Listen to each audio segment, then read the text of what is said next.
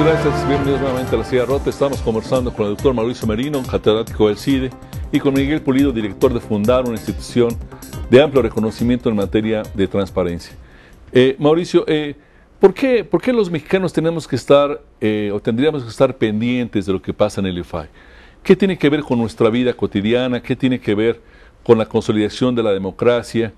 En esta semana el Senado va a tener que determinar cuáles de los actuales integrantes del IFAI, de los actuales comisionados, se quedan, cuáles se van y cuáles otros ciudadanos o ciudadanas del país se incorporan a este plantel de 7 comisionados en el instituto. El IFAI nos interesa a todos, Roberto, porque es el órgano garante de un derecho fundamental, del derecho a saber. Es el que dirá la última palabra en materia de apertura de la información en prácticamente todos los planos de la vida pública del país.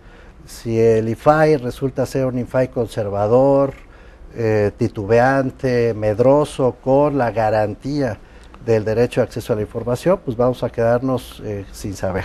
De ese tamaño es la importancia del IFAI. Y obviamente el acceso a la información y la transparencia son condiciones de la democracia en acción, no de la democracia electoral, sino de la democracia en acción.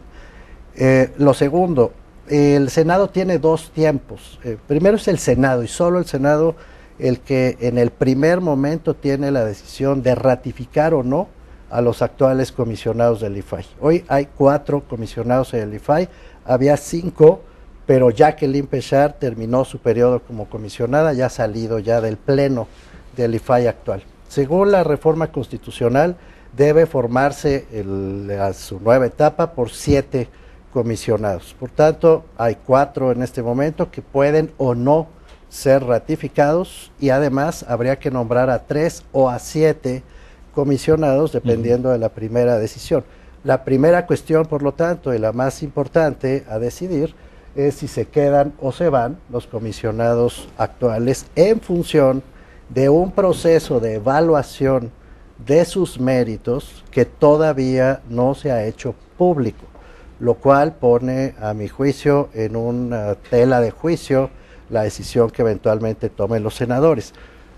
Termino la idea muy rápido, Roberto. Si no se puede pedir al Senado de la República que haga explícitos y claros los criterios a partir de los cuales va a evaluar el trabajo de los 4 comisionados actuales, habremos dado ya de entrada un paso en falso en materia de la transparencia. Es grave. Así es. Miguel, ¿cuál sería tu evaluación en principio de los comisionados que están actualmente? ¿Cuál ha sido, hemos visto los mexicanos que especialmente a partir de la designación como presidente de Gerardo Laviaga, hubo un jaloneo muy fuerte adentro? El propio Laviaga fue impugnado por otro de los comisionados, Ángel Trinidad, que lo menos que le dijo fue flojo, inconsistente en sus resoluciones. Él es el actual presidente del IFAI. Y ha habido continuos jaloneos entre los integrantes de un órgano que, como dice Mauricio, debe ser muy apreciado por los mexicanos. ¿Cuál es tu percepción en el tema? Mira, yo creo que una de las virtudes que tiene la forma en la que funciona el IFAI es precisamente la transparencia de sus plenos, que son los actos deliberativos en donde tratan de resolver, bueno, donde resuelven propiamente las controversias que hay a propósito de si la información es pública o reservada o confidencial. Y en esos plenos, la ciudadanía, que yo entiendo que no es un asunto de preocupación masiva, no es que va a haber miles de personas entrando en simultáneo a escuchar los audios de los plenos, pero sí la ciudadanía puede escuchar el nivel de confrontación que existe al interior del instituto, ¿no? Es de carácter público, vamos, yo no estoy poniendo el análisis, es estrictamente descriptivo. Pongo una anécdota, ¿no? La sesión apenas de la semana pasada, la más reciente, hubo una confrontación a propósito del tema de la transparencia en los créditos fiscales. Y la comisionada Pérez Jaén le hace un emplazamiento muy fuerte al comisionado Laviaga, acusándolo de estar en circunstancia de revertir avances históricos del IFAI. O sea, son palabras de una comisionada dirigiéndose y evaluando y pronunciándose sobre la calidad del trabajo de su compañero. Esos son los elementos que tendría que tener el Senado sobre la mesa para decir por qué sí o por qué no decide que los comisionados se queden como primer insumo. Es decir, cómo han opinado técnica, política y socialmente sobre la transparencia en sus funciones de pleno. La otra consideración tiene que ver con la función de gobierno que ejercen. Y ahí el propio Senado llamó hace escasos 4 o 5 meses al Pleno en su conjunto a una comparecencia en donde se les cuestionó de manera muy fuerte. Yo me atrevo a decir que prácticamente violenta. El nivel de confrontación de los senadores a los comisionados sugería, por lo menos en aquella circunstancia, que estaban a disgusto con su trabajo.